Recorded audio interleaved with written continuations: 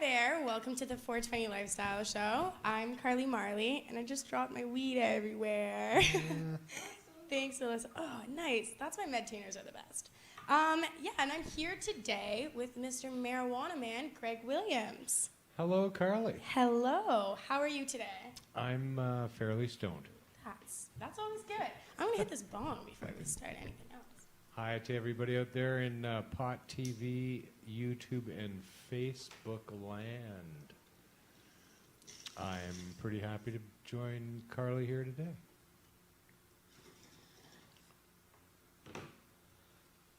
We're also going to be talking about the Lift Expo today on the show, and we might have some other guests possibly coming to visit us as well. So, Mr. Marijuana Man, let me see here. I couldn't get my show script printed out today, unfortunately, which I usually have, so I have to use my phone today.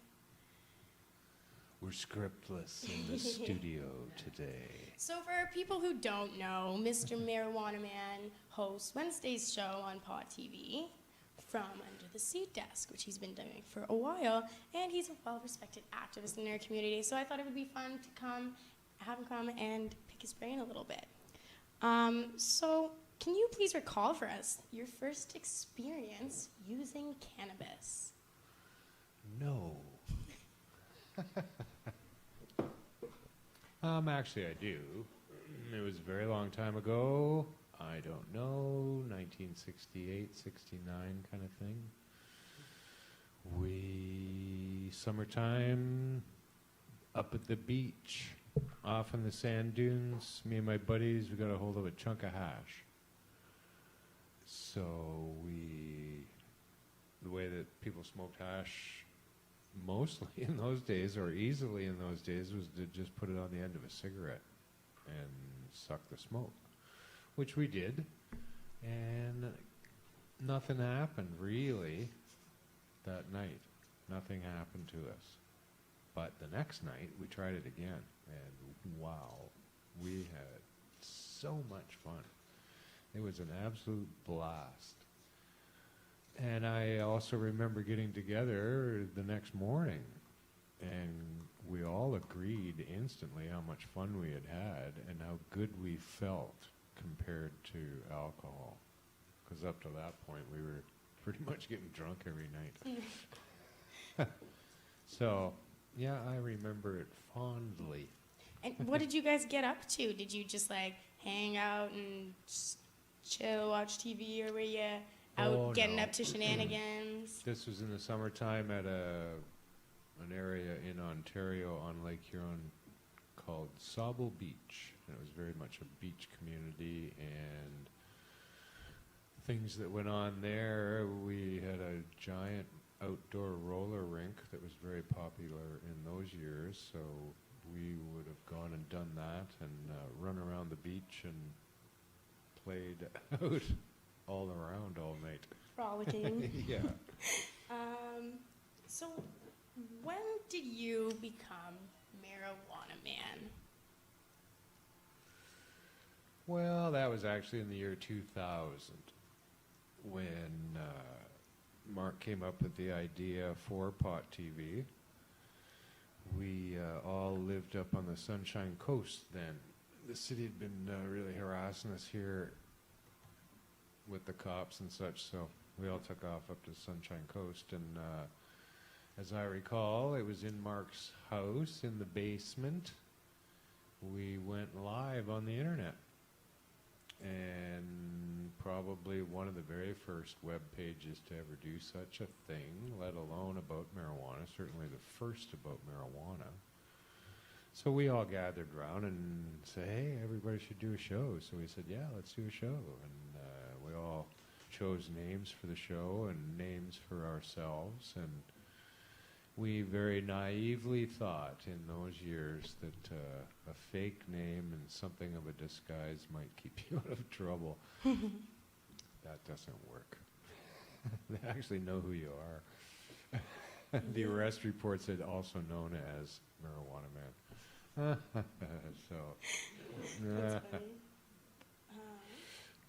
but yeah, it was pretty exciting actually. those first few days, even though the computer in those days was on dial-up, for God's sakes, and it was really just still pictures going out there. But it was our voices, like radio. It wasn't interrupted too much. And people would call in, like, from around the world. They go, wow, people are actually watching. I chose to do a show about growing because I know a lot about that, and I just very arbitrarily chose the name Marijuana Man to do it all, and off we went, and we did hundreds and hundreds of shows, and then eventually we all moved back here, and Pot TV had a studio on the main floor of the store in the back, and then it all got moved down into the basement, and we took over the basement with it all, and now it's up here in this studio. So, yeah, 16 years we've been at it. Wow, that's a long time to be broadcasting. Yeah. Sorry, just Alyssa, the camera is in my backpack. You can grab it if you want to, and it's just the red button. Let's see. What was it that first triggered you to dedicate your time to activism? Oh, that would have been Mr. Emery himself, I would have to say. A long time ago, I decided to get back. I had grown marijuana, but I was getting back into it. And this was in the mid-'90s kind of thing. And there wasn't anything out there in the world like there is today. There was no hydroponic stores. There was no seed sellers anywhere. But I did get a hold of a book, Marijuana Grower's Guide, and was trying to get back into setting up and getting growing again. And we had actually, I saw a news thing where somebody was getting busted on TV, a grow-op was getting busted. And that gave me so much information on how people did stuff and what they were using. And in that news piece, the police said that they were getting their seeds from Dutch seed companies in Amsterdam. Oh. Well, we had never heard of such a thing. So I went to the library here in town, actually, and looked up all the Dutch seed companies, none of whom sold marijuana. They only sold normal seeds. And then one day we saw a copy of of the catalog from Sensi Seeds in Holland. And it all began to make more sense. So I wrote to them twice, never heard back, because they don't ship worldwide, never have. And just a few days after that, I heard on the radio there was a guy selling marijuana seeds out of a store in downtown Vancouver. So I came down that very day, and it was across the street from here, where Mark had set up Hemp BC. And he was in there selling marijuana seeds and talking like he always does. And I pretty much knew at that moment that I needed to be involved with this guy somehow because he was right. What he was saying was ringing so true. No, I don't know. The seeds I got from him didn't germinate. So sometime later I was back in the neighborhood and then went back into the store, and he was kind enough to replace those, and I hung out a little longer and listened to him more, and I actually resolved at that time to kind of do whatever it took to get involved. So I hung out as much as I could, volunteered for stuff whenever that was possible, and this was in the, I don't know, late 90s, I guess, by this point. And one of the very first things that I ever did with Mark was a thing came up here in British Columbia where the government was talking about regulating all herbs, garlic, mint, everything, right?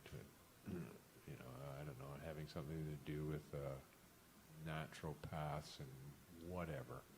But Mark organized and decided to put tables out throughout the city giving out information about this and protesting against any possibility of that taking place. So when it came down to the day to do it, turned out I was going to be at the table with Mark. So I was pretty pumped. Like, I was really excited, actually. And so I had a bunch of pre-rolls, and we grabbed the table and off we went. We ended up setting up in front of the library on Denman Street. Oh, okay, yeah.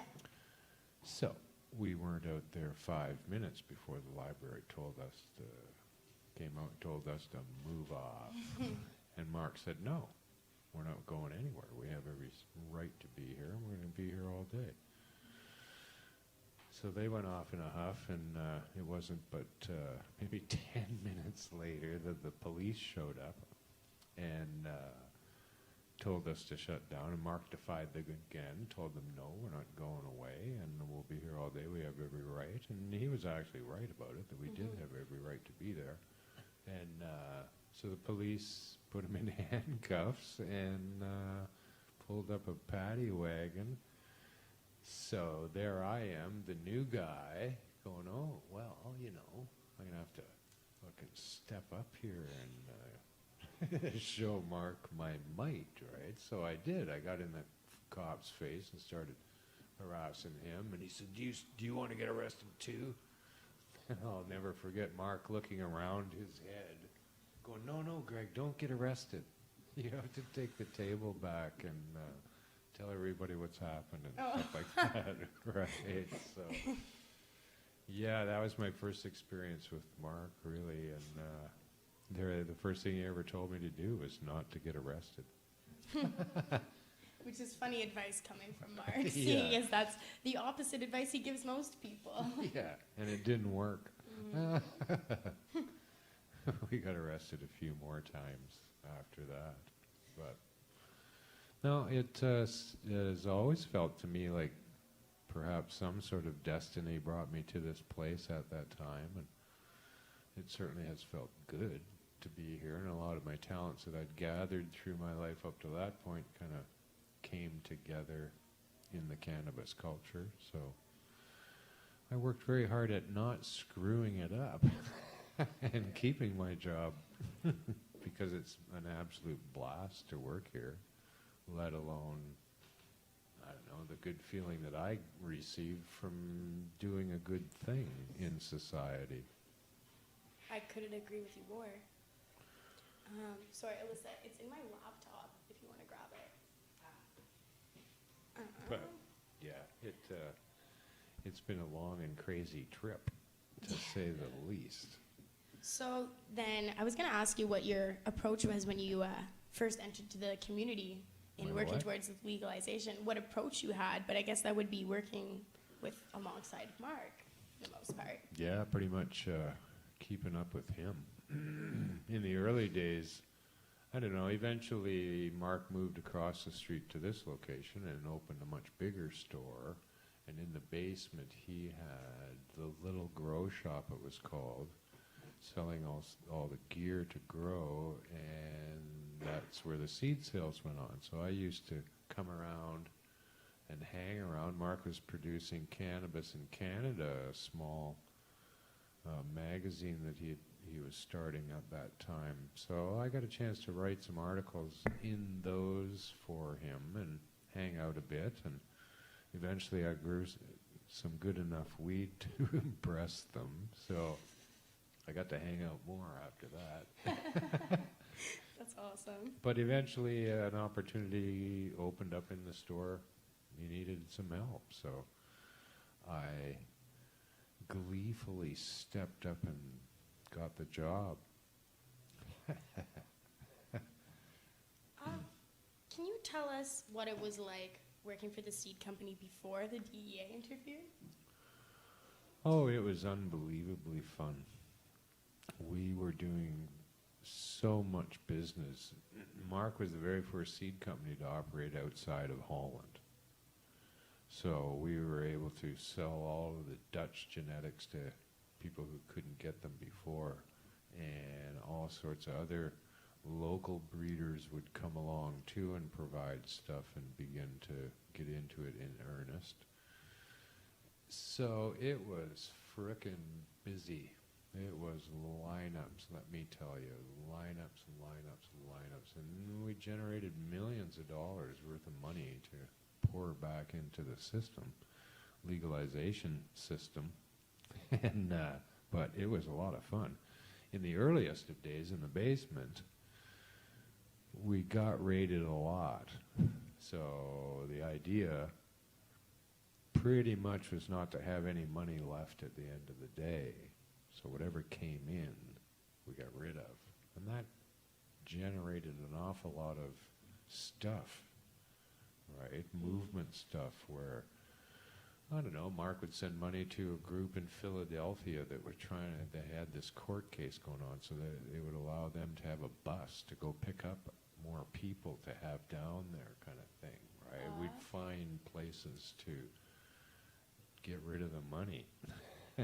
And those things that we would do, particularly locally, would also generate things to do, right? You would finance whatever cause came along, so now you had that thing to coordinate, and so it got very busy, and Mark was very, very good at generating ideas and getting things going. He's got a snap fucking crack mind like nobody I've ever met. He has every detail worked out in his head, and he would just tell us what to do. You're going to do this, you're going to do that, and we're going to do this, and we would. So it was exceptionally exciting, and the press from around the world was beginning to take notice. So we were visited by, I don't know, Wall Street Journal, Rolling Stone, CNN, everybody was coming by. So That's very cool. You're interviewed by Rolling Stone? Oh, at one time or another, everybody's been here. That's very cool. So, yeah, fun. Can you tell us what happened following your arrest? Oh.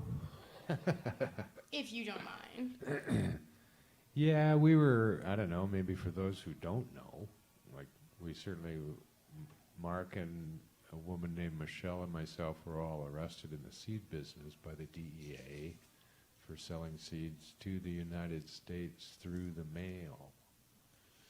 And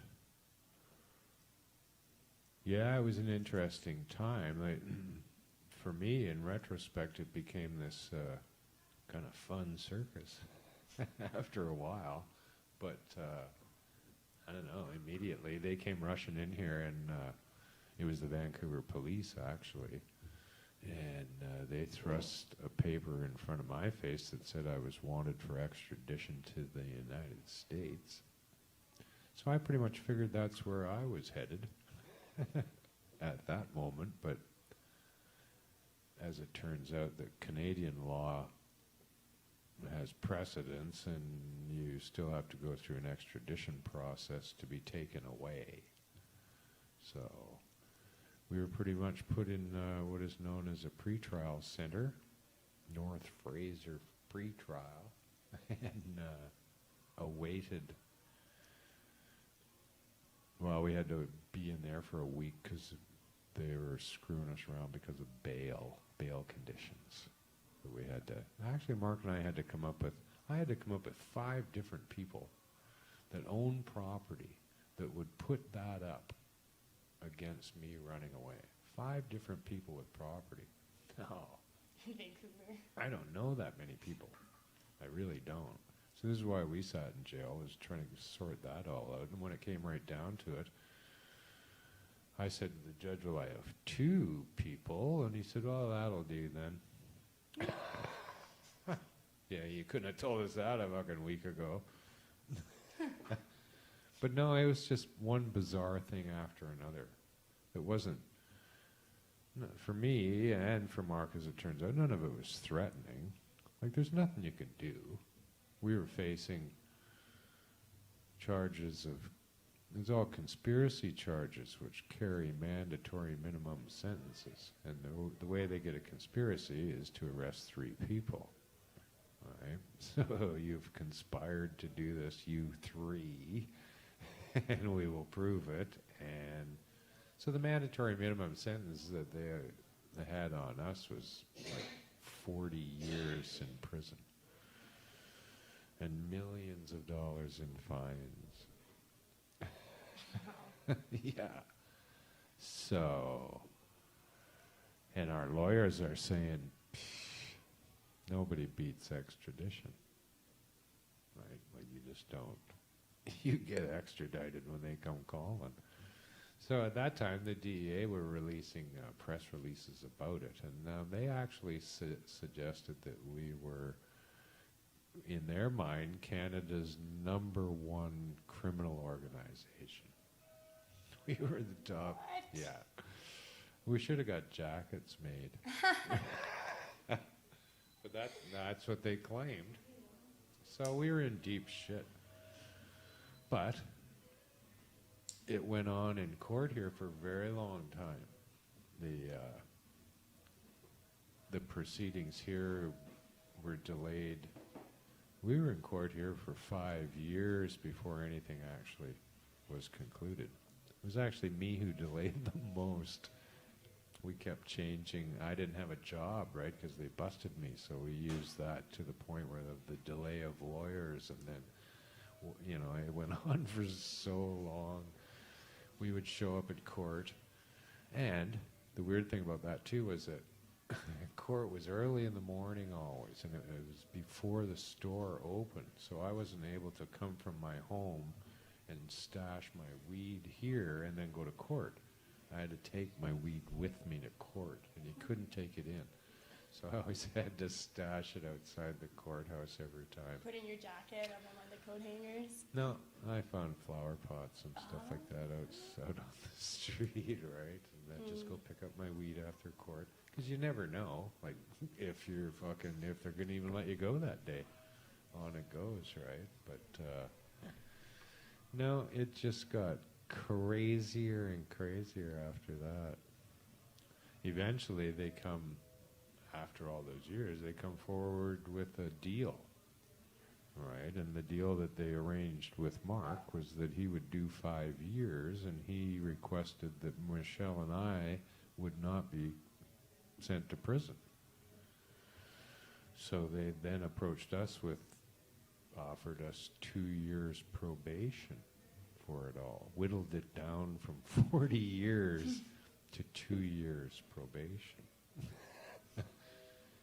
So, of course, you say yes. It would be totally insane not to. So then it was just fucking, this is where it started getting real fun.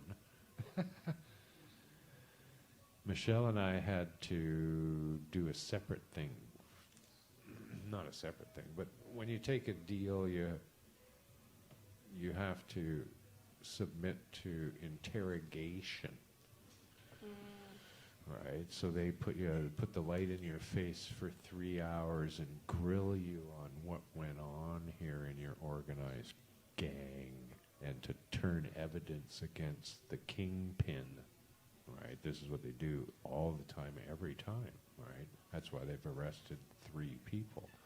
So this all took place at our lawyer's office, John Conroy's office, and they sent up 2 DEA agents, a Homeland Security agent, and the prosecutor to interrogate me. And I had an American lawyer and my lawyer with me at the proceedings. So I chose to wear all hemp, had an ounce of weed in my pocket. Turned out so did my lawyer. Both of us as a protest. Served them a huge plate of donuts. Oh my gosh. Which no one touched. But, so I said, I had this American lawyer, I said, so, you know, what, 3 hours? There's no way they got enough questions to ask me for 3 hours. He said, oh no, he says, they're going to be fucking assholes in your face. And so we get there and off we go. And quite frankly, they were not like that. And they really didn't have a clue what to ask me. Mark had been so open, he told everybody in the world what we did and what went on, and he was absolutely honest about that, right? So there was very little for me to add, and they didn't have a clue what to ask. They were just fumbling around. And eventually, the one DEA guy says, well, he said, I've been in law enforcement for 10 years, and I know Mark Emery's got money hidden somewhere. All right, and that's what they thought. I said, well, you know, I said, this might be the first time in your 10-year career that you're wrong, but you are, and when you meet Mark, you'll find out. I said, there's a lot of people who do think that he's got money stashed away, but those are the kind of people who they themselves would probably have money stashed away. Yeah. So, but when you meet him, you'll find out that he doesn't. So then they all, like an hour into it, they all got up and went out in the hall and had a little meeting to figure out what they should ask me next, right? And then they all came back in, and this lawyer, he said, I've never seen anything like this. He said, not once in my whole career have I ever seen one of these go like this. He said, they're completely on their heels and don't know what to do. And so then they came back in, and the question that they all come up and figured out in the hallway was, what percentage of our seed customers were Vietnamese? What? No shit. What? Out of the Remind me what fucking year again blue, this eh? was. This was 2000 and fucking, I don't know, 9 by now, probably. My God. Oh, yeah. I said, I don't know. I said, probably very few. I said, I never talked to any on the phone. I said, as far as I know, they don't grow from seed, they grow from clones. So, at the end of it, the one guy, he all bristles up for the last question. He said, is Mark Emery still selling seeds? Which we hadn't from the moment we got busted, right? And I said, well, no. And he said, why not? That's the way he talked, too. And I said, well, like, you guys busted us and threatened us with fucking life in prison here over this. And I said, you know, if you'd actually written us a letter on your very letterhead and asked us to stop doing it, we probably would have and threatened us with that. But no, here we are now, all these years later. And then they left. So, yeah, and then Michelle and I had to actually go to the United States for the first time. That was quite a trip.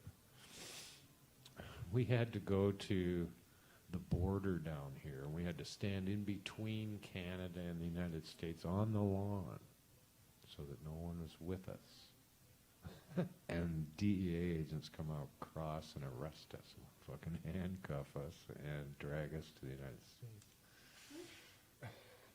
Which was an interesting feeling. You got to figure there was crosshairs on you somewhere while you were standing out there on the lawn. But it turned out to be one of the same DEA guys. He was actually an ICE agent. I guess they can use any 3 letters they want, except for THC. But he was an ICE agent, so we knew him from the meetings, from the interrogations we had to go through. And a woman to attend to Michelle's needs, right? So Michelle was an extremely friendly and gregarious woman. She was bubbly and full of life and in your face with it kind of woman, right? And how are you doing? And so we're shackled in the back seat for the ride to Seattle. And she's all over these two like it was a Sunday drive, right? And we were just out for, she was all about his family and his haircut and fucking her family and what's going on in her life. And it was just this bizarre thing. So we get into Seattle, we got to get locked up. And this ICE guy, he told these guys at the lockup, he said, look, these are just nice people here. Don't just be nice to them, look after them, whatever, right? And which I thought was interesting. But, so they send Michelle up before me. I'm in a cell with a young gang banger who's been in there about 100 times. And nice and polite kid, though. He was nice to me. And then I get called up to court. When I come back down, Michelle had been talking to this kid. She's in another cell beside him, but they can't see each other. But she's talking to this kid. And by the time I get back, I'm hearing this kid say, yes, ma'am. No, ma'am. She's saying, you got to get out of here, and you're going to get straight, right? Yes, ma'am. And you'll check out cannabis culture and make sure that you look into marijuana. And yes, ma'am, I will. He was, right? Like, we couldn't care less. This is the thing. We're so very casual about marijuana and our lifestyle that it kind of rubs off on people, right? Where they don't know how to chastise us because we haven't given them an opening. Yeah. We've never felt afraid, right?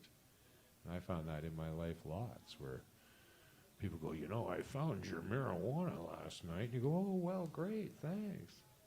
And they don't know what to do. They can't, you don't go, oh, sorry, I shouldn't have. And they go, you're right, you shouldn't have. Yeah. All right? They have no way to.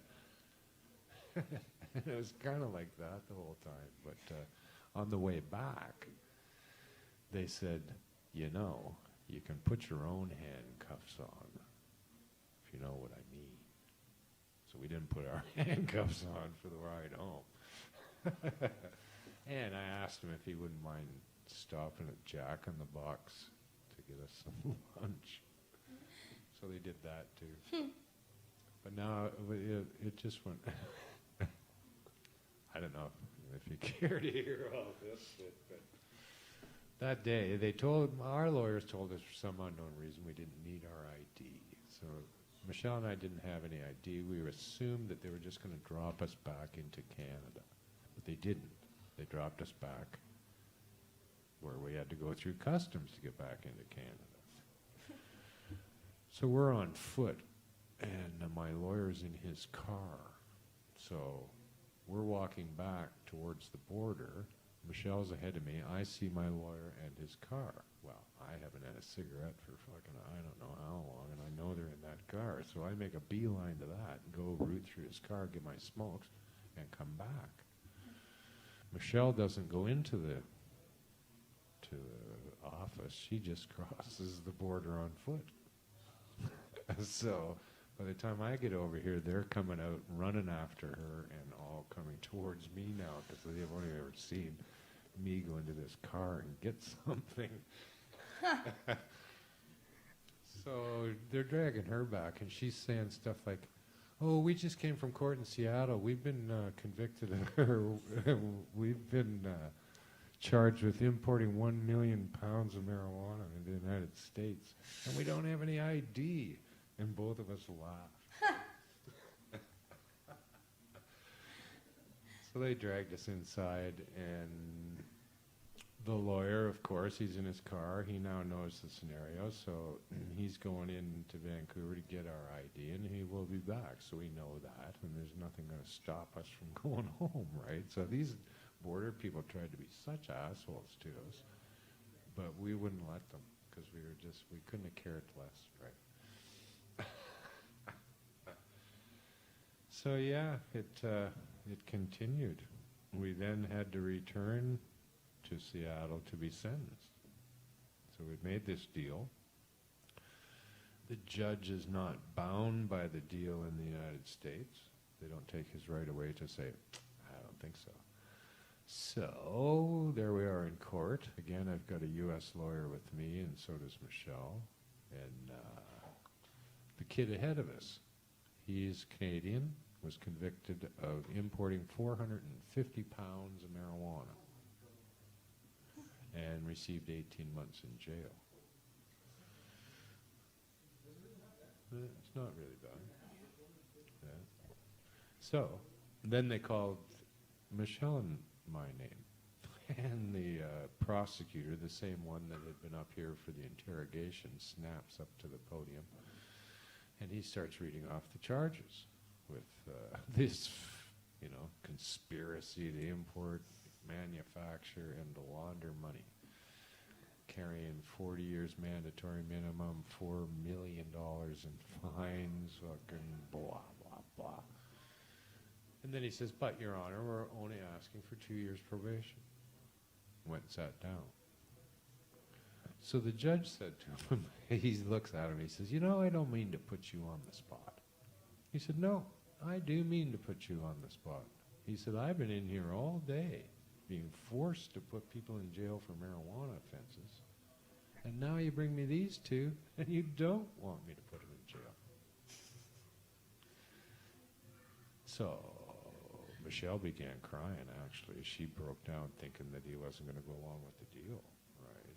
So the prosecutor snaps back up to the mic and then begins defending all the reasons why she and I shouldn't go to jail. So I turned to my lawyer and I said, I don't think I need you anymore. I said, he's going to do it.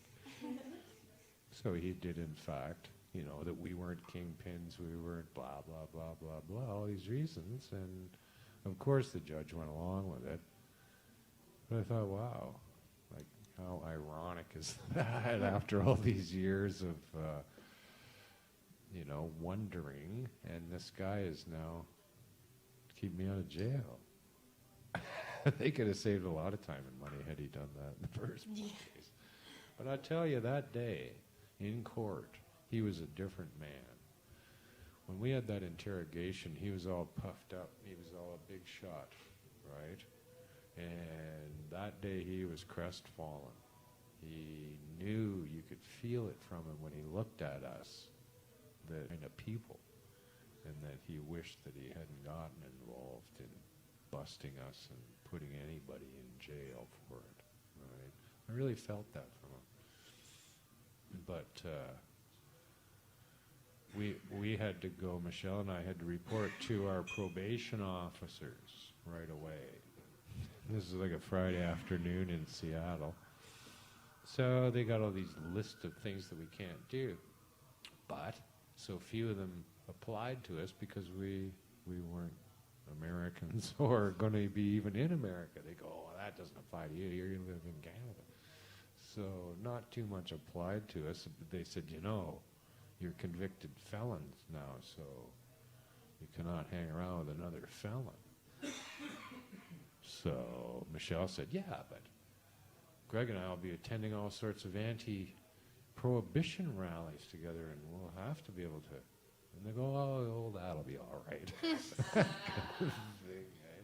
said, oh, you got to give us a blood test, too. And they go, well, it's Friday. The blood guy's not here. You're going back to Canada. Don't worry about it. So all I really had to do is fill out a form each month and mail it to them on time, telling them that I wasn't hanging around with any other felons or carrying a weapon. I got a very specific letter, though, from the U.S. Department of Justice telling me that I could no longer have a weapon, and I could no longer vote in the United States, which I never could before. But took my room just in case. So after we fucking meet with the probation people, we're free to go. And we were actually able to walk out of the courthouse into the United States to kind of do whatever we wanted, I guess. And the fun thing about what we wanted to do turned out to be who was ever with us produced a reefer, and now we walked down the block and smoked a joint. Gave him the finger and fucking left. That's awesome. Is that you've only been arrested that time for flower crimes, or is there What's other that? times you've been arrested for flower crimes? Yep. A couple other ones besides that. None that turned into too much. I've actually got a picture of me in the paddy wagon on one raid, which is a bit of a keepsake. But no, Mark would always get us out of those. And very little ever came to him over it as it ended up. But, you know, those were the years ago where we were fighting the fight. But it seems to be a fairly worthy effort. I think. Like, I wouldn't be here if I thought for 1 second that marijuana hurt anybody, how the fuck could anyone say, hey, you should smoke this? Right? Or even say, hey, I should have the right to smoke it. Like, people just don't do that. Things that hurt you. I guess most things that hurt you, they already have the right to do those things anyway, but, you know, it's not reasonable. Marijuana in modern society, I think it's just nonsense about it all. Really, we've come a long way. I gotta say, we've come a very long way with marijuana, but I'm not too sure marijuana's come a long way. Like, really? I don't know. It seems to me, I saw this stupid report, and I see them all the time about the potency of marijuana having increased, blah, blah, this ain't your mother's weed, blah, blah, blah. Well, no, it's not your mother's weed. It's not as good, right? And it just bears like way too much explanation to get people to understand how that's the case, right? But prohibition has ruined marijuana. Really, prohibition has made marijuana weaker than it used to be, really, and cry that it's gotten much, much, much, much more potent.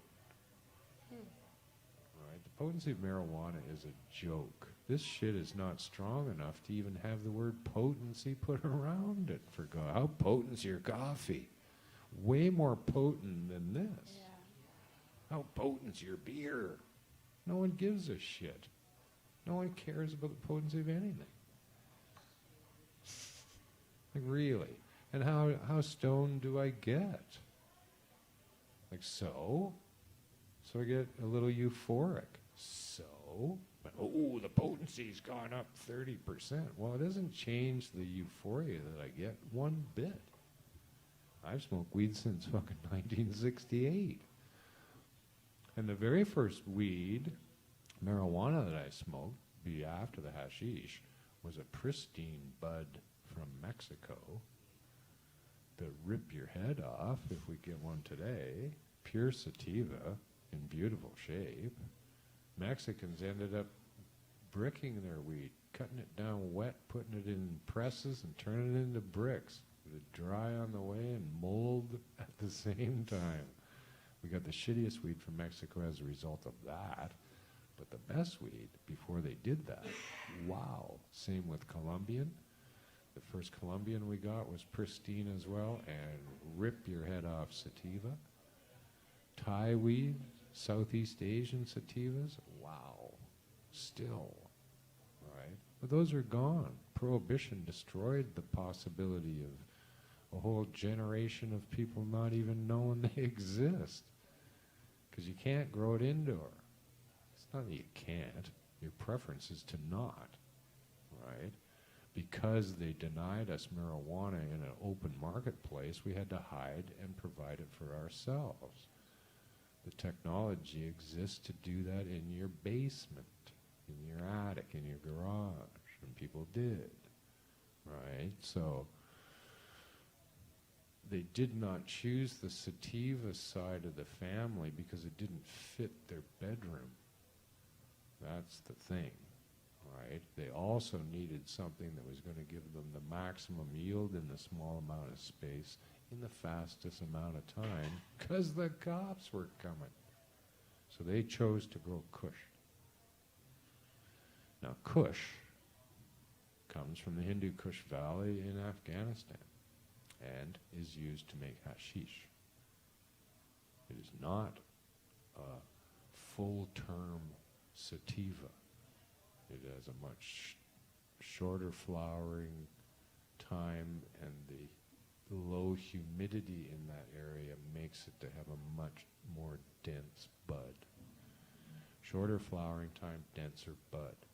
That's what people had to grow indoor to be successful. All right, so all of the great sativas in the world were whittled away. Now, the hybridization scenario that goes on in the world, that's fairly complicated, but it started in the 60s because we got seeds from the Mexican and Colombian weed. It was just a plant, right? So you could, in fact, germinate it, and it would grow, whether you lived in Ontario or fucking Alaska. But it was a sativa, and we did not have nearly long enough season to support its needs, right? And it would never flower and never form buds and never give us any weed. We didn't even know. We'd always smoked the leaf, hoping something would happen, but nothing ever did. And it wasn't until this Afghanistan strain came out of that world into our world, that was in the 70s, that this plant, when you planted it here, grew what looked like marijuana a whole lot more than that other one. This thing was short and dense and was coming way, way closer to maturity than the sativa ever did, right? The smells were unbelievable. The flavors were crazy on this stuff. We thought it was just fucking super weed, and everyone did think that. But it wasn't long before you realized that it wasn't nearly as strong as that Mexican weed. It didn't get you soaring high like the Colombian did. In fact, you couldn't even get close, and the more you smoked, you'd get a headache trying to get that high. So humans then, we decided that we should take the sativa, which will grow, and the indica, which will grow, and we'll cross them together, and we'll capture the high from the sativa into the short maturation of the indica. Huh. Interesting. But that can't be done at all. The high from the sativa is as a result of the shape of the plant, and no other reason in it that I can think of. It's a hot, humid environment that plant comes from, which causes the bud to be way more open and fluffy, which allows more sun to come down and hit trichomes for longer, filling them up with more cannabinoids, right? On the indica plant, the trichomes that grow on a calyx are quickly covered by another calyx to defend against the humidity loss, right? So those trichomes didn't get hit for very long. They didn't make a lot of cannabinoids, because they only do that when they're hit by the sun. Right, so on the sativa, when I roll a joint of the sativa, I'm getting per square inch here, per gram, I'm getting way more trichomes that have been hit by the sun longer in my joint than I am with an indica. That's the reason in my mind why these smoke so differently, is because of that, and not inherent to the strain. I think what's happened here is that the terpenes, the flavors and aromas, seem to transfer fairly easily within a hybridization. So we thought, oh, there's the lemon that came from that sativa, so this must be, I have a lot of sativa. And they quite often could, but because of the prohibition and growing in my bedroom, I'm not going to choose the sativa phenotype of the offspring. I'm just not going to choose that because it doesn't fit growing indoors. I've got to choose, well, here's the most indica tastes like the sativa, but it's still an indica when I get to smoke it, because of its shape. If you've got a rock-hard bud, it's going to smoke like an indica. It cannot possibly smoke like a sativa. So, that notion is insane. Today, breeders say, well, it's 70% sativa, and you go, wow, prove it. How the hell do you prove that? And it looks like a rock-hard bud. You really? What part of it is sativa? So, because the sativa is out of the mix now, right? Effectively, all the land races, nobody, you can't get, unless you got close friends, but that kind of gets wiped out. So now they're all yakking about the potency of marijuana from what's the most potent kush. No one's drifting very far away from those genetics. Right. Like the hybridized, they did some work in the States back in the 60s and 70s to develop some hybrids there in an attempt to get it to finish. Not in an attempt to come up with the strongest marijuana on the planet. They were in an attempt to get them to mature because we only had sativas. Skunk number 1, developed in Northern California, was unsuccessful until they got that indica brought into the mix. As soon as they got that, they could then cross what they had with that and choose the one that was indica enough to finish in their neighborhood. They didn't choose the sativa side of skunk number 1 when they made it. There's not a chance. And nor does it grow like that when you grow it. But yet, they say it's 70% sativa. That means nothing to me. Might mean something to when you're thinking of the early days of making it, but it doesn't mean anything to the consumer, and nor does most of this nonsense, really. There's only 5 hybrids that created everything that we smoke today. They created all of them. Not some, but all of them.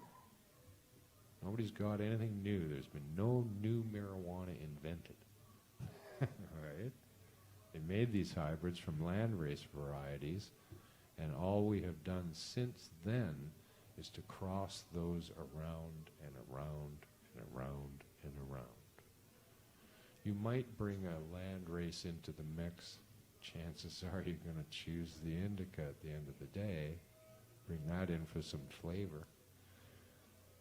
So prohibition has skewed this something fierce, where all we're doing now is trying to perfect kush. So here's what I don't get, right? Since it all comes from this very narrow gene pool, Northern Lights, skunk number 1, pure haze, Afghani 1. Maybe a couple of more are out there in the world, but those are the 4 that make it all up, really. Most of them nowadays are just phenotypes that they're finding out of these multiple hybrids. That, oh, this one smells like cheese, this one smells like chocolate, this one smells like, right? So then they take that and they cross it with an Afghani to make seeds. Nothing new, same gene pool. And then they claim it's stronger than anything that's ever been produced. How the hell do you do that? Right? Bruce Banner, Gorilla Glue, pick one. They're all the same. They all come back to skunk number 1 and Afghani in their mix. Or some variation of Northern Lights and skunk and haze. Right? So humans we have big egos. Right? We have to equate something with something or our heads explode. So we naturally assume that we have perfected marijuana and that it is the way it is, but it's not at all. I know for a fact when I smoke sativas, I get fucking stoned. Yeah. And compared to an indica, where I don't get that kind of stoned. I might get really relaxed. I've never had one put me on the couch yet. Smoke it all day, you don't end up asleep still. But don't get me started on shit, Carly. So do you think that there could be a better classification for marijuana other than sativa and indica? Oh, I don't understand all that necessarily. One of my mentors in life is Al the Alchemist, and he will tell you that indica technically means anything that comes from India, and sativa is anything that you plant, that you purposefully grow is a sativa. Right. So I think there's only marijuana, and I believe the differences that occur amongst these varieties are because of the environment that they ended up in and have been growing in all these years, whether that be the hash-making regions or the equatorial jungles or into the northern steppes, into the ruderalis strains and the lowland hemp varieties. It's all the same plant, I think. But humans, hey? We gotta classify and measure and weigh everything to click it away in our brains, I guess. It doesn't really matter. I don't care. Sativas will be back when people have the luxury to grow them. We have never, ever had the luxury to do that. So a lot of the people who are yakking like, it's not your mother's weed, well, you weren't alive. You didn't smoke your mother's weed, so shut the fuck up, right? Telling me that the weed is at all 24%, 30% they're reporting out of Colorado. What a bunch of horse shit. We've certainly gone over this many times on Pot TV, how this is botanically not even possible. Another thing they do too is they go, they bred for potency. I'm not too sure that's even possible botanically, let alone, I don't think they did. They bred for yield, they bred for speed. I know that a sativa is stronger, if you will. They don't even grow those. They grow the weaker one. Huh, how is weed stronger than it used to be? All right, so, and it doesn't matter. 14%, 24%, I'll bet you can't tell the difference. If it's well-grown weed, I'll bet you cannot. It's going to come down from my smoking pleasure to indica sativa. That's it, that's all. This one tastes like cheese, that indica. This indica tastes like that. Like if I had bags of indicas and sativas really well grown, the indicas would not get smoked. I would smoke them out of pity. I've been there before. Go, oh, I should smoke some. That's how you smoke some. And you go, wow, it's not fucking haze. And you'd smoke. That's what I do. So, I digress. If you recall, from Lauren saying to spark your joint. Oh my gosh, that's so funny. Apparently there's like for 10 minutes on the viewer combo, there's a bunch of people being like, spark the joint, spark the joint. Oh, that's so funny. So we got a viewer call in. That's awesome. Keep that. Oh, thank you. Oh my god, Lauren. There, That's Love great. you, Lauren. Thanks, Lauren. Hi. is that Lauren out there? That's awesome. So, there's lots of new types of smoking coming out with the dabs and everything. But there's always been the hash, and people were hot knifing back in the day. Can you remember the first time you took a dab? Like a hot knife? Well, either. Why don't you tell us both? Well, I don't know. Oil came around in the late 70s to Yeah. my world, but we smoked it right away, hot knives. But it wasn't very good oil. Nowadays, I don't know. If you take a look at shatter for an example, now they certainly report how very high THC percentage of this stuff is, and it's not true at all. You cannot make shatter from this bud that's any stronger than this bud. Can't do it. How the fuck do you do that? We should be so lucky, folks. All they're doing when they make shatter is they dissolve off all of the trichomes that are on the leaf. Only the trichomes or the heads of those trichomes contain cannabinoids. The leaf matter does not. So if this bud tests at some fictitious number like 10%, if I wash all the trichomes off into a little pile, it's 10%. How could it be any more? where'd extra THC come from? In fact, when they wash the bud with a solvent, they get way more material because they're dissolving that which does not even contain cannabinoids. There's all sorts of other trichomes and things on the leaf that don't have cannabinoids in them. So that's why they get a much bigger return. If you were only to take the heads off, which is the place where the good shit is, if you only took those off, you get like 3% return. Right? Where you wash it off, you can get 10 and more.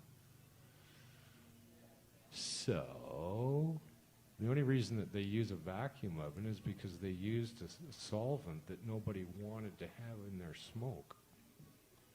So they went to the world and looked for an oven or looked for a machine to help them get rid of it.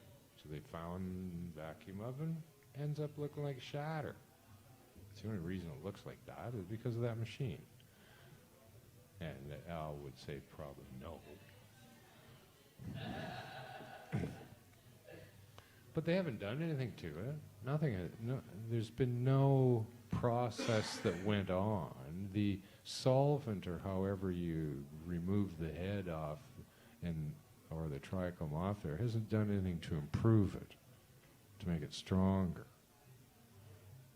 Right? Whatever you've done to try to get rid of that hasn't done anything to make it stronger.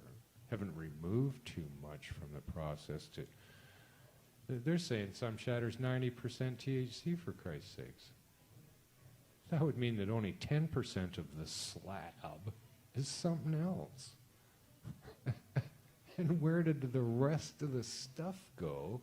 You didn't throw anything away after you fucking gathered up all the goo. You didn't throw stuff away. Didn't separate it all and get rid of stuff that isn't THC. Come on. If it was 10% on the leaf, it's 10% in the goo. Even though it's concentrated, it's still 10%.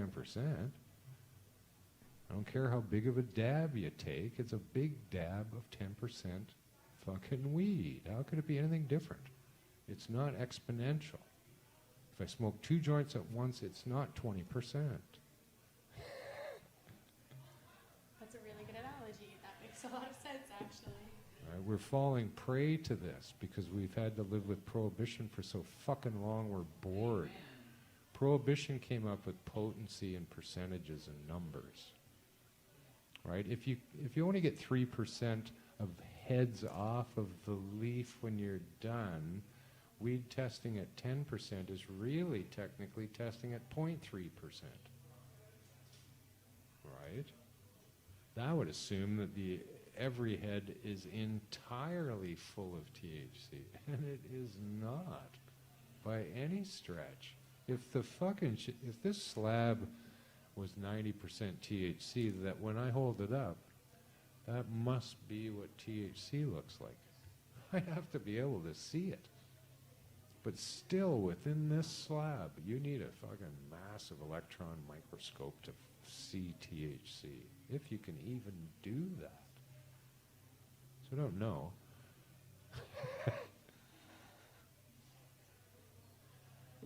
But we're bored. And the marijuana community is big enough now that those would use those numbers. They'd easily adopt that numbering system because it suits them. Prohibition has used it against us to keep saying it's getting stronger and stronger. It's not your mother's weed. But now the cannabis community is saying the very same thing. All right, so that they can sell their Bruce Banner and their Gorilla Glue. 24% THC. Bullshit. And here's the thing, upon legalization, I'm going to sue you for saying that. And I'm going to make you prove it. So, you can stop saying it now or wait till we go to court. I don't care. But I'm going to make you prove your indica sativa content, and I'm going to make you prove your THC percentages. Do you think that the Canadian government owes retribution to people who have been suffering under prohibition? You're damn right I do. It's the worst thing that, beyond what we've done to our Aboriginal culture in this country, this is the worst thing that's ever happened to people. Year after year after year, we've been preyed upon and persecuted and thrown in jail, our houses taken away, our children, our dogs shot, for God's sakes, financial ruin, because we wanted to smoke a little fucking plant. Really? Like, really? This is bad, bad, bad. And they continue to do it.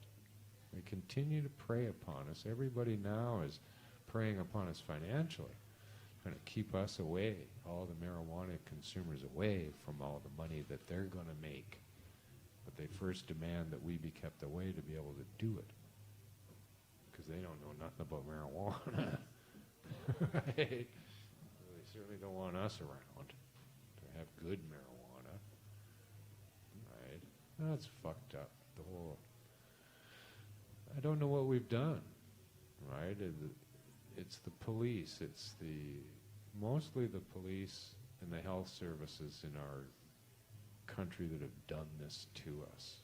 They have lied and lied and lied. And if you say stuff long enough, people believe it. Right? It's 24%.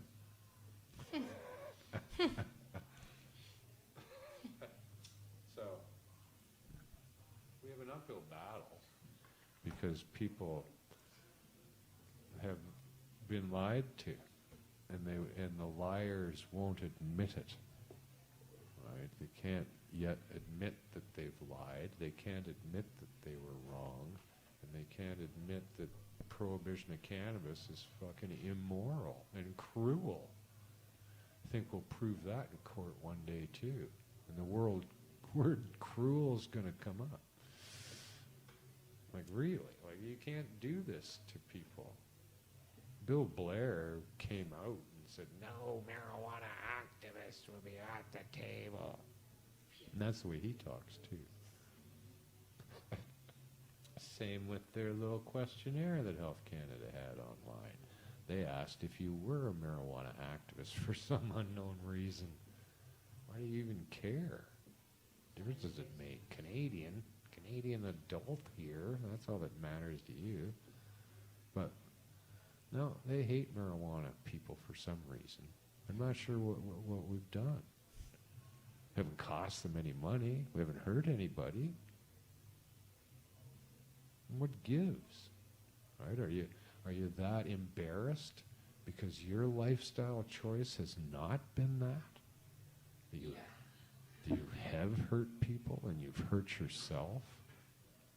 Right? Is that why people are so adamantly angry about this substance that doesn't hurt anybody and actually is potentially good for us? Right? They want to put a sin tax on it. And I say, where's the sin? Well, how am I a sinner because I've chosen this, for fuck's sakes? I don't believe your stupid story that you got the word sin from anyway. But when I looked at that story, I could only find one plant that God didn't like and forbid me to use. And that was the apple. The Garden of Eden. I don't see a sin tax on apples, for Christ's sake. That's the only one. Marijuana's not listed as a sin. We're not hurting anyone. We're not costing the country anything. Canadian Senate in 2002 concluded that there was no financial burden to Canada whatsoever. None. Very few hospitalization, no lost man hours, nothing. The only cost to us has been this wasted millions by these corrupt cops. That's what you're embarrassed about again, too, is being fooled by those pigs. Stupidest group of people in Canada, you're getting fooled by them. Well, they got the guns. Don't get me started, Carly. I warned you about this shit. So with legalization coming up in Canada, think of maybe the number one policy that you want to see implemented the most with legalization. Well, that it's actually legal. And not just strictly regulated. Right? No, it's just I would wish that they would look at the plant. So here we are, our government says, hey, we've decided to legalize marijuana. Somebody should have said, based on what? Why did you come to that conclusion? What do you know about this substance? They haven't even looked. They don't give a shit. And they won't look. They only want to legalize marijuana based on what they've heard, what they've been told by certain people. All right? If they looked at the plant, they would find out what you and I know about it.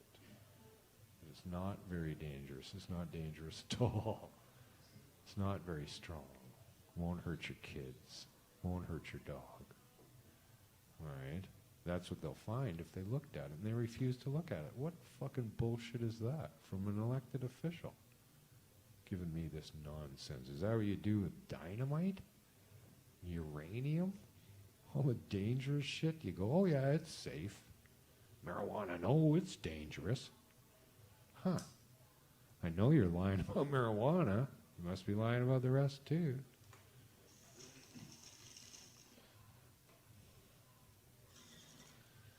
So they're desperate to keep prohibition alive. All right, this is what they're up to here with the Liberals, it would seem. They're trying to get an equal balance of keeping the cops getting the flow of money and the health industry getting the flow of money, continue to prey upon the marijuana users who don't fit into your little program, right? So, and to pretend that you've legalized it for adults who don't give a fuck about it and never have cared up till now. The only people they don't want in their new prohibition are us. Really, they want to get rid of everybody who's involved in cannabis now and replace them with automatron robots. It's like a science fiction movie. It's true. Well, we've totally already gone over, but you Really? We went over time? Yeah, Oh, you're shit. just Sorry so about that. interesting to listen to. I don't. I am going to play another video. We've played it before on the 420 Lifestyle Show, but I think it's relevant, and I really like this video too, so I wanted to share it with people too. And I did an interview asking people about their first marijuana protest, and you were one of those people that I asked. I asked a number of marijuana activists. We'll play that video in a second. But before we do, could you tell me what your favorite strain is and why? Well, I'd have to say it's Congolese. Me too. So far, it is one of my favorites. There's lots of them too. The Angolan is up there on top.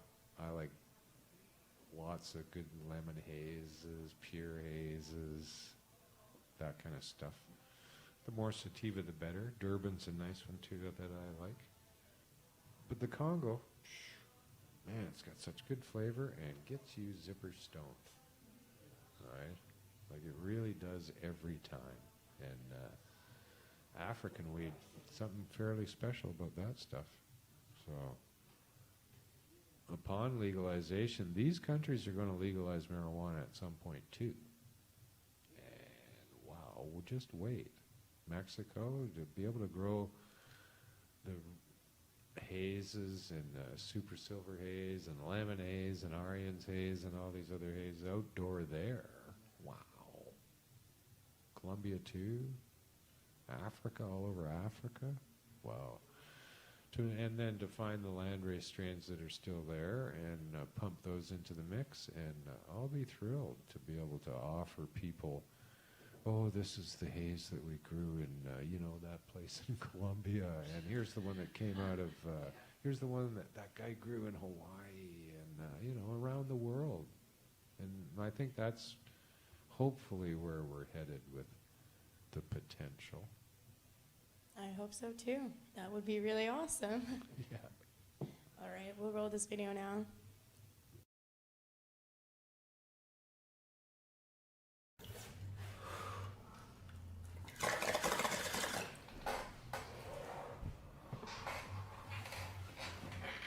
Yummy.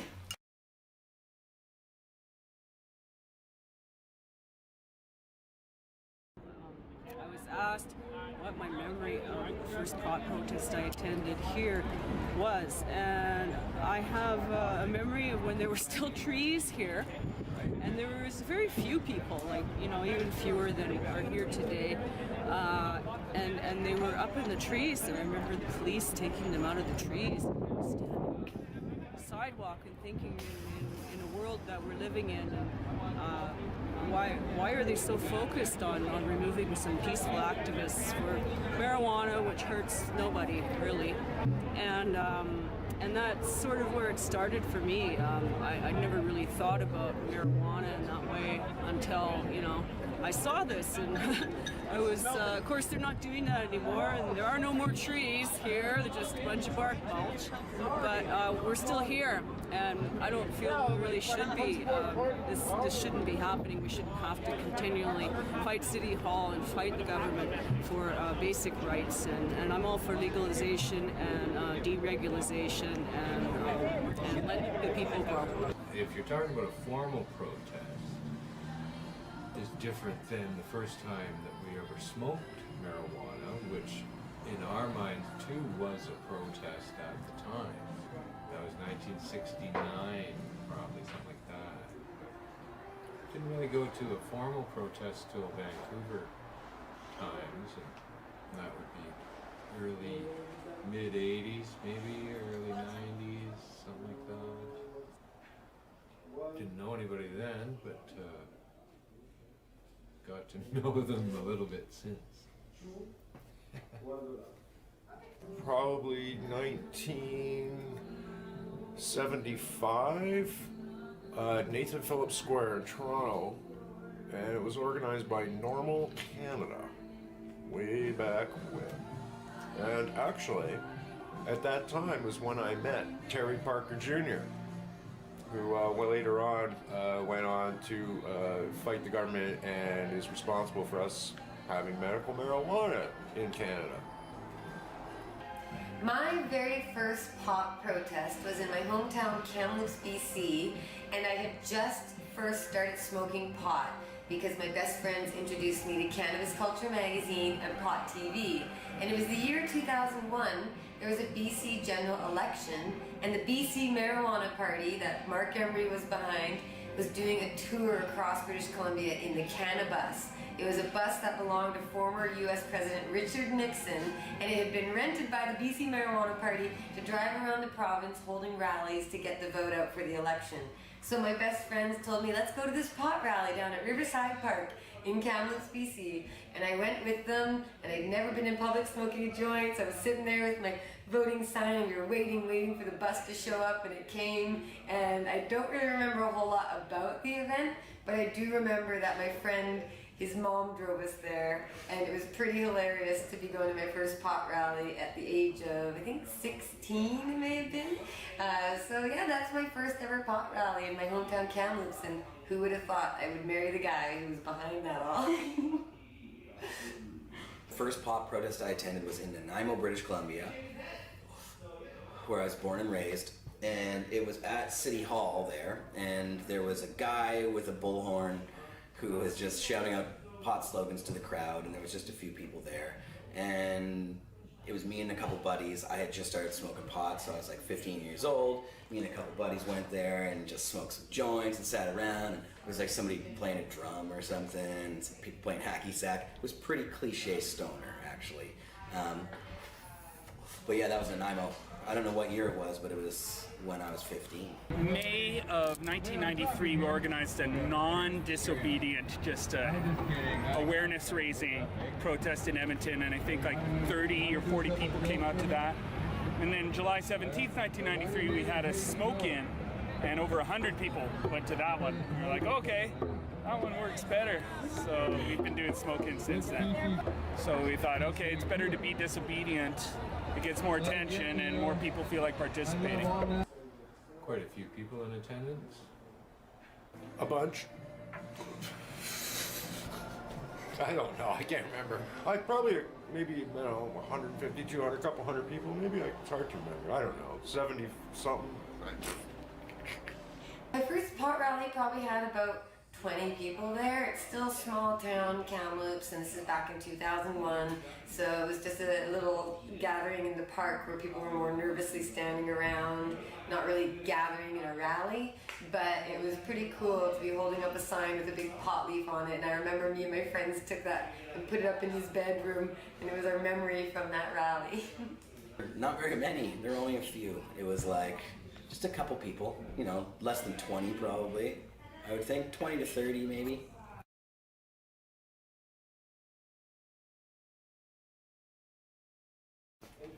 I do remember the very first guy that ever held up a sign at the art gallery. He sat on the steps. And he had a little tiny sign that said pot and then the number 4 sale. And he had this little sign. He sat there all day. Never cracked a smile, never saw him. I looked right at him. I was filming stuff, and then he saw me looking at me, and he gave me this little wink. And he was the very first guy that ever did that. And the next time, more people brought signs. And the next time, people brought signs that they walked around with. And then the next time, people brought big bags of weed that they walked around with. And then it went from there. It was a really nice day. It was sunny. I remember sitting at the base of a big concrete stone kind of tower, and we were sitting back and looking far away across the park at where the bus was supposed to show up, and we weren't sure if we just smoked pot in the park or not, because we're just young kids, I guess, or teenagers, and we did anyway because we saw other people off doing it. So again, it was pretty cool though to have a sign with a pot leaf on it with a big check mark, and it was like, whoa, I'm really out here doing something that's kind of, you know, not allowed and kind of risky, but it was definitely exciting. Smoking weed, hanging with my friends, just thinking about 420 and thinking, oh, this is a crazy concept, this marijuana, I really love this stuff. So I was really getting used to marijuana. The organizers were teenagers and teenage girls, and it was also the anniversary of the Gwen Jacobs topless protest, so they decided to combine protests and also take off their tops, which made it on the front cover of every newspaper in Edmonton, quite frankly. That was pretty memorable. And then after a while, everyone went away and there was a jazz band playing, so I decided, in solidarity with the teen girls who had earlier in the day taken their tops off, I decided to go full frontal nudity, and I danced around with just my shoes and a smile on. And that was pretty memorable. And we got away with all of it. There was toplessness, sold nudity, sharing of marijuana, marching without a permit. We had a jazz fusion band play without a permit. Nobody got arrested, and everyone had a great time, and it brought a lot of attention to the hemp movement. And I was like, I was addicted, man. I was addicted to protesting. It was so much fun.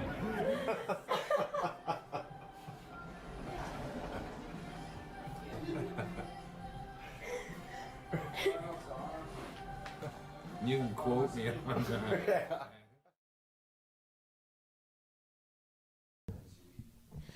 Hi. So that was that video. You can find it on pot.tv.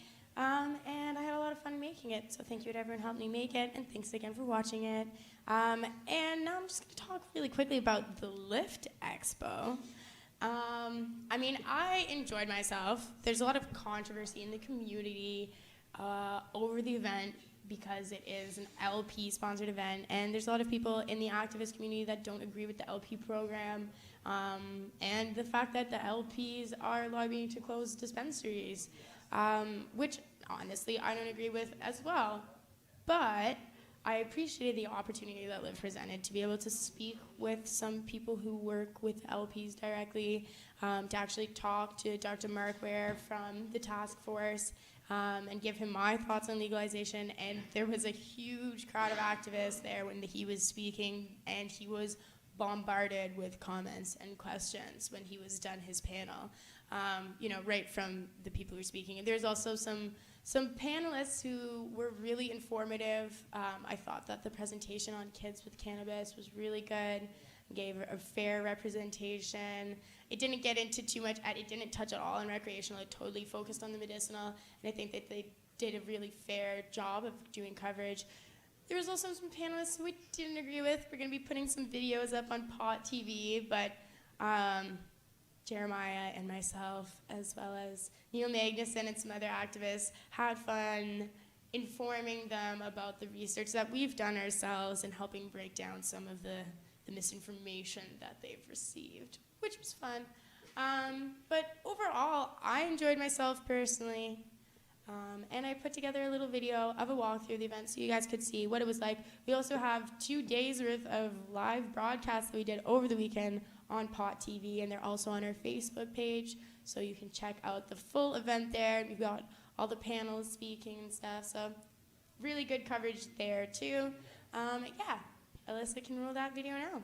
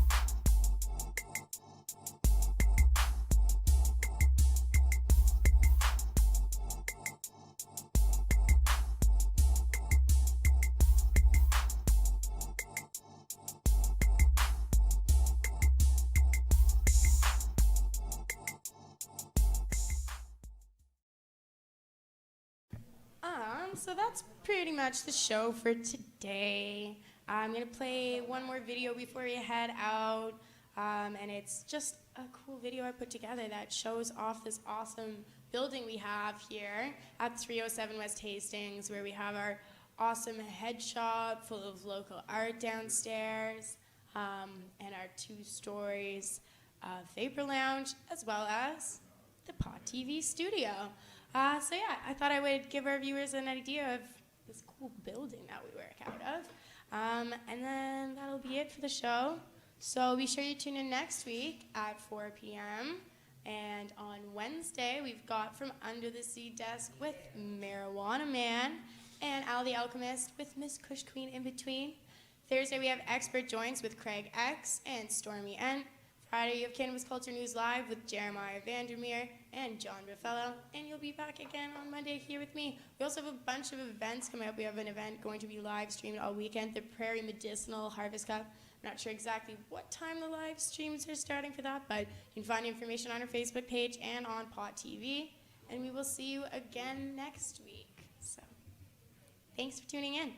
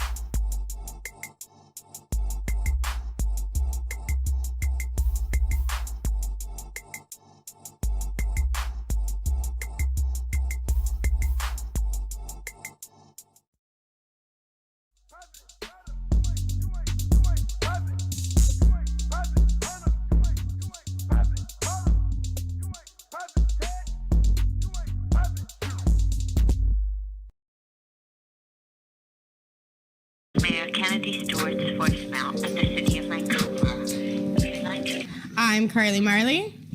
Oh, and I'm Bcbudgal. Sorry. We are going to be doing a phone protest. Did you want to get stoned? Would you like Is a that a dab? question? A bong rip?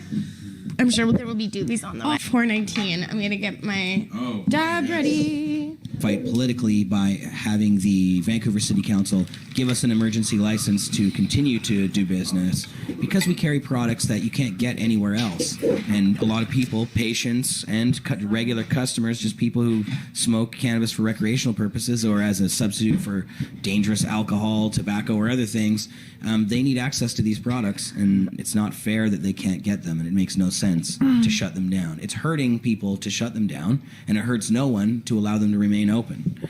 It's really messed up situation because a lot of people keep saying, you know, well, it's legal now. I'm just sad. I've been there almost 2 years. The amount of people that come in with such positive words and impact, it's just a sad day right now.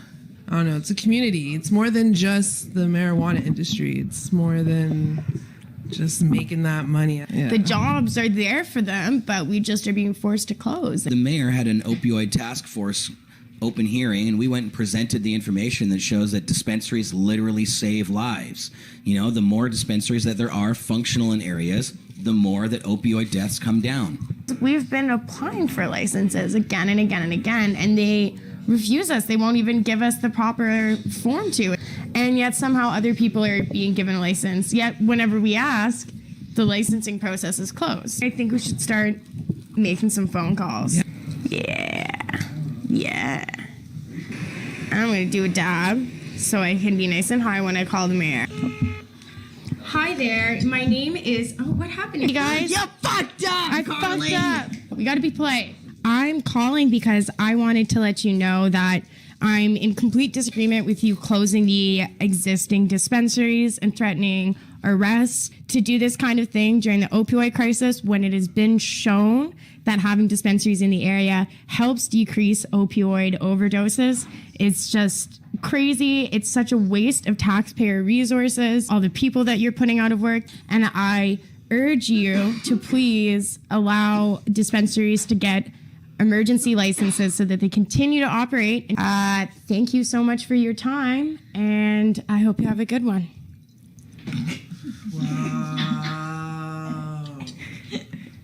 No, what you said. And I hope you have a good one. So, one down. You guys, now it's your turn. It was like, beep, beep, beep. I'm just calling on behalf of the whole dispensary shutdown. I'm just hoping you can please reconsider your decision and give emergency licenses out to the community so we could all stick together. Thank you. Have a good day. Kind of panicked, but... Nice. Good. I would hope so. Then you're all warmed up for your bong rip. Ew. What flavor are those? Oh my god, oh my god, oh my god, oh my god. Bro, I was not expecting that. Is it good? Yeah. Oh my god, I literally feel like I'm gonna pass out. This is so fucking gross. Just look at the lollipop. Just move your hand for a second. Here, wait, I'll bud cam it. What? What?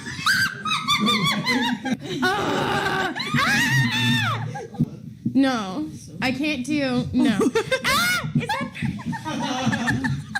This is on live on YouTube and Facebook. Pot TV. This channel on iTunes podcast and on. Is it that foggy outside, or am I just? I'm scared of everything now. It's just weed. I literally just that was weed that scared me that much. All right, welcome to the THC show with Neil, where we talk about the unpleasant truths of our system and our democracy here. I help patients. I know what you're saying. I got rated for growing, and I'm staring at the cracks in the wall doing time, and I'm trying to figure out who I hurt. No victim, no crime. And we look for avenues of hope and ways that we can change some things. As you can see, there's a lot of people, and there's a lot of care packs that we're handing out there. I am not a criminal. Wow, look at this. Right, Hey, I got a 420 for sure now. Got you. And I'll be back next Tuesday for another episode of THC, Truth, Hope, and Change. Go about changing the world as best you can, and while you're doing it, just have as much fun as you can. Thank you. Hello there, first-time viewers. Welcome to Pot TV.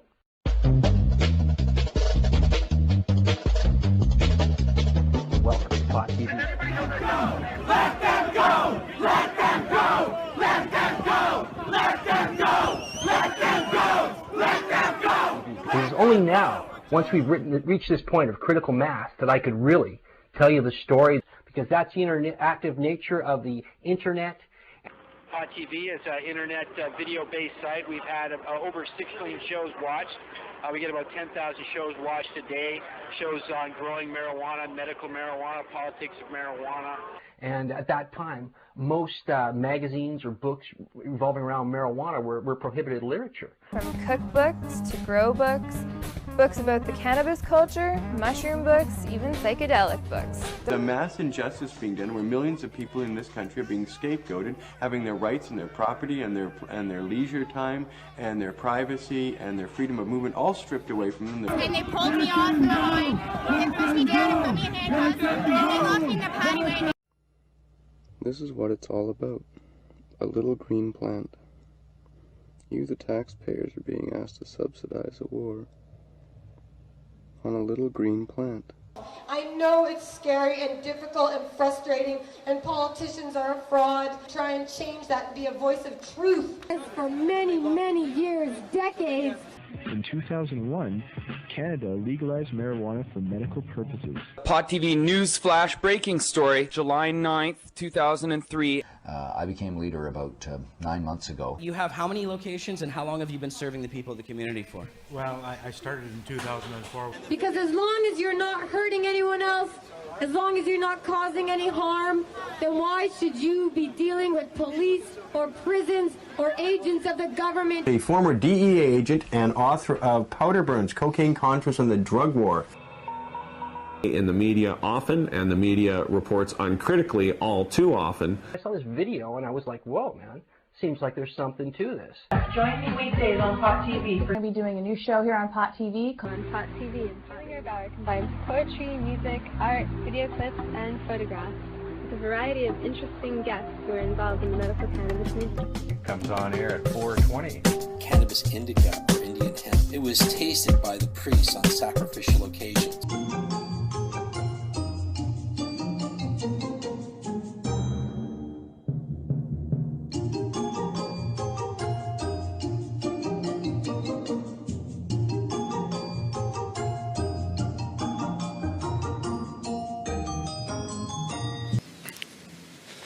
I'm gonna stop and smoke a joint. Just figured I'd show you my surroundings here. Beautiful, beautiful little flowers everywhere. Hemp and its many applications, how hemp can be made into paper and fuel and clothing and that. 2 different samples. Now these are the same cut, grown in the same room with 2 different soil mixes. As a line diagram, okay, and this is a cross-section of a bract. Now on some of these plants too, there's something called pre-flowers that form. Sometimes 8 to 12 weeks into the veg cycle, you can look 3 or 4 sets of branches down from the top. Hey, wait a second, I'm not just smoking joints. I'm talking. We need real cannabis dispensaries. Many patients who use cannabis as a medicine need access. You're taking the medicine away from sick and dying people. Let's overgrow the government. Let's have more marijuana than they can ever stop. But while you sit here enjoying this, remember those who are in prison this moment, locked away from their loved ones, locked away from their friends, and that could be you. Just want to say thanks for watching Pot TV. You can't get higher on the net.